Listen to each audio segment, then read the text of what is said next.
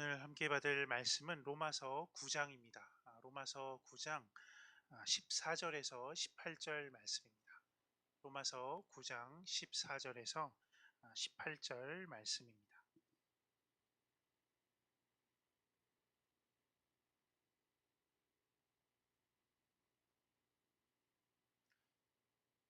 네, 로마서 9장 14절에서 18절 말씀 우리 한 목소리로 함께 읽도록 하겠습니다. 그런즉 우리가 무슨 말 하리요 하나님께 불의가 있느뇨 그럴 수 없느니라. 모세에게 이르시되 내가 긍휼히 여길 자를 긍휼히 여기고 불쌍히 여길 자를 불쌍히 여기리라 하셨으니 그런즉 원하는 자로 말미암음도 아니요 다른 박질하는 자로 말미암도 아니요 오직 긍휼히 여기시는 하나님으로 말미암으니라. 성경이 바로에게 이르시되 내가 이 일을 위하여 너를 세웠으니 곧 너로 말미암아 내 능력을 보이고 내 이름이 온 땅에 전파되게 하려 함이로라 하셨으니 그런즉 하나님께서 하고자 하시는 자를 긍휼히 여기시고 하고자 하시는 자를 강팍하게 하시느니라. 아멘. 하나님의 긍휼이라는 제목으로 함께 말씀 받도록 하겠습니다. 지난 시간에 그 리브가의 두 아들인 그 야곱과 에서에 대해서 함께 말씀을 보면서 어떻게 야곱이 하나님의 그 약속의 자녀가 되었는지 말씀을 통해 계속 이렇게 좀 같이 확인을 했었습니다. 성경은 야곱이 약속의 자녀가 된 것에 대해서 이렇게 얘기합니다. 아직 나기도 전에 무슨 선이나 악을 행하기도 전에 하나님의 택하심을 따라서 약속의 자녀가 되었다라고 이렇게 말씀을 하고 있습니다. 하나님의 이 택하심을 따라 야곱은 약속의 자녀가 되었습니다. 그리고 하나님께서는 하나님의 뜻을 하나님께서 오직 하나님만이 이 하나님만이 이 뜻을 세울 수 있다라고 말씀을 하고 계십니다. 죄인 스스로의 그 행위와 죄인 스스로의 노력과 열심과 힘으로는 절대로 하나님의 뜻을 세우려고 해도 세울 수가 없다라고 이렇게 말씀하고 계십니다. 사람의 어떤 행위와 노력이 하나님의 뜻을 세운 데에 개입될 여지가 없다라고 말씀하는 겁니다. 오직 하나님께서 그 뜻을 세우시고 나서 우리를 부르신다라고 말씀합니다. 그렇게 우리를 사랑하셔서 하나님의 뜻인 구원을 우리에게 이루셨고 또 완성하신 겁니다. 그러면서 오늘 함께 읽었던 이 본문은 앞서 있었던 이 말씀의 그 연장인데 구원을 위한 이 하나님의 택하심에 대해서 우리가 무슨 말을 할 수 있겠느냐라고 하면서 로마서 9장 14절에서 이렇게 말씀합니다. 로마서 9장 14절을 보면 말씀하기를 그런즉 우리가 무슨 말을 하리요 하나님께 불의가 있느뇨 그럴 수 없느니라라고 하면서 14절에 말씀하고 있습니다. 하나님께서 불의하십니까? 그럴 수 없다라고 성경은 말씀하고 있습니다. 14절의 이 말씀은 하나님은 절대로 불의하실 수가 없고 불의가 있을 수 없다라고 말씀하고 있습니다. 이미 로마서 3장에서도 하나님은 불의하신 분이 아니라 신실하신 분이다. 하나님은 진리가 되신 분이다라고 로마서 3장에서는 말씀하고 있습니다. 하나님은 진실하시고 또 신실하실 뿐만 아니라 공의로우신 창조주이시기 때문에 이 하나님의 결정에는 절대 불의가 있을 수 없다라고 말씀하고 있습니다. 로마서 3장 3절에서 보면은 이렇게 말씀합니다. 로마서 3장 3절에 말씀하기를 어떤 자들이 믿지 아니하였으면 어찌하리요? 그 믿지 아니함이 하나님의 믿부심을 패하겠느냐라고 말씀합니다. 어떤 자들이 믿지 않아서 복음의 말씀을 전해줘도 그 말씀을 믿지 않고 구원받지 않는다고 해서 하나님이 그 신실하심이 패하겠느냐? 하나님이 불의하시겠느냐? 그럴 수 없다라고 말씀하는 겁니다. 4절에 보니까 이렇게 말씀합니다. 로마서 3장 4절에 그럴 수 없느니라. 사람은 다 거짓되되 오직 하나님은 참되시다 할지어다. 기록된 바 주께서 주의 말씀에 의롭다 함을 얻으시고 판단 받으실 때에 이기려 하심이라 함과 같으니라 라고 말씀하고 있습니다. 하나님께서 에서를 거절하셨고 또 야곱을 선택하신 것은 어떤 사람의 행위나 노력으로 열심으로 된 것이 아니라 이들이 태어나기 전부터 이미 선택하신 것이기 때문에 이 하나님의 택하심에는 불의가 있을 수 없다. 하나님의 이 결정에는 오류가 있을 수 없다. 구원받고 구원받지 못하고 한 것들이 우리가 믿고 믿지 못한 그것들을 가지고 어떻게 하나님이 불의하다, 신실하지 못하다라고 얘기할 수 있겠느냐라고 말씀하고 있는 겁니다. 구약에서부터 하나님은 불의하신 분이 아니라 신실하신 분이다라고 계속 말씀하고 있습니다. 출애굽한 이스라엘 백성들을 보면은 이 이스라엘 백성들이 홍해를 건너고 나서 시내산에서 금송아지를 만들고 우상 숭배하고 범죄한 사건을 보면은 여기에서 모세가 하나님께 우리 이스라엘 백성들을 용서해 달라고 기도를 합니다. 이 기도할 때에 하나님께서 하신 말씀이 바로 로마서 9장 15절의 말씀입니다. 9장 15절, 오늘 본문 15절을 보니까 이렇게 말씀합니다. 모세에게 이르시되 내가 긍휼히 여길 자를 긍휼히 여기고 불쌍히 여길 자를 불쌍히 여기리라 하셨으니라고 말씀합니다. 하나님의 그 신실하심에 대해서, 불의하지 아니하심에 대해서 성경은 하나님이 과연 공정하냐, 하나님이 과연 공평하냐 안 하냐 이런 관점에서 말한 게 아니라 긍휼의 관점에서 말씀하고 계십니다. 공의로우신 하나님께서 이 하나님께서는 불완전한 죄인의 어떤 행위를 보시고 불완전한 죄인의 어떤 노력과 열심과 어떤 출신을 보고 그것을 가지고 공의의 기준을 삼지 않으셨습니다.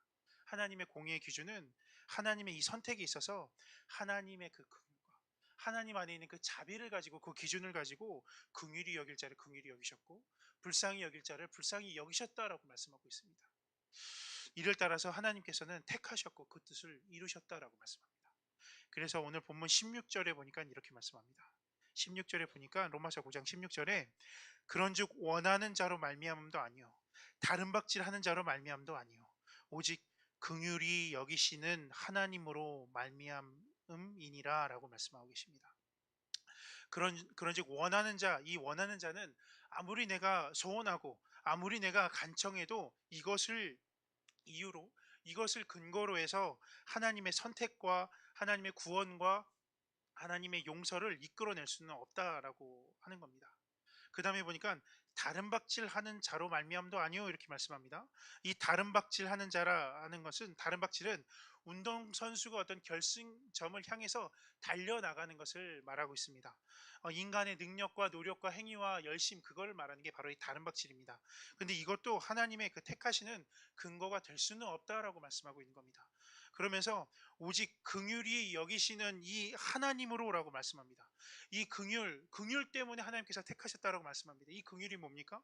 이 긍휼은 하나님의 마음속 깊이 깊은 곳에서 우러나오는 것을 말합니다. 그 긍휼을 말하는데 이 불쌍히 여기는 마음을 말합니다. 이것으로 저와 여러분들을 택하셨고 구원하셨다라고 말씀합니다. 이 긍휼이라는 의미를 좀 더 깊게 보면 어떤 의미냐면은, 이 긍휼이라는 의미의 히브리어로는 이 라함이라는 의미가 있습니다. 이 라함이라는 히브리어의 의미는 어떤 의미냐면은, 라함 자체는 사랑하는 마음입니다. 이 사랑하는 마음인데 어느 정도로 사랑하냐면은 엄마가 자기 뱃속에 있는 아이를 사랑하고 이 뱃속의 아이를 생각할 때마다 딱하면서 불쌍하면서 사랑하는 마음이, 이게 바로 긍휼이라는 겁니다. 이 아이가 태 속에 있기 때문에 엄마는 늘 함부로 하지 못합니다. 함부로 행동하지 못하고 조심조심하게 행동합니다. 온 정성을 다해서 이 아이에게 사랑을 주는 이 마음이 라함이라는 겁니다. 이 마음이 긍휼이라는 겁니다. 이처럼 하나님께서 예수님을 이 땅에 보내셔서 십자가에서 죽게 하신 만큼 죄인을 향해서 이렇게 사랑하셨다는 겁니다.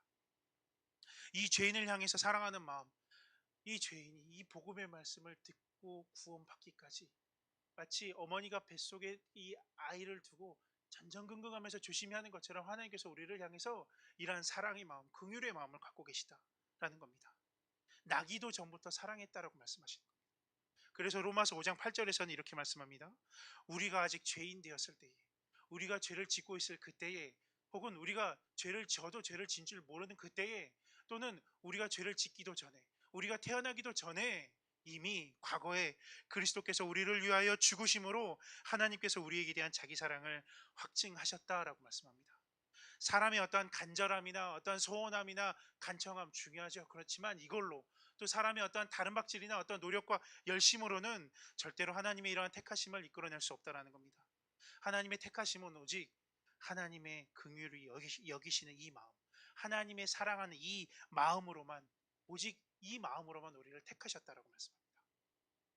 우리가 무엇을 하기도 전에 우리가 죄인 되었을 때에 그리스도께서 죽으심으로 하나님이 우리를 얼마나 사랑하시는지를 확실하게 보이셨다, 증거하셨다라고 성경은 말씀하고 있습니다.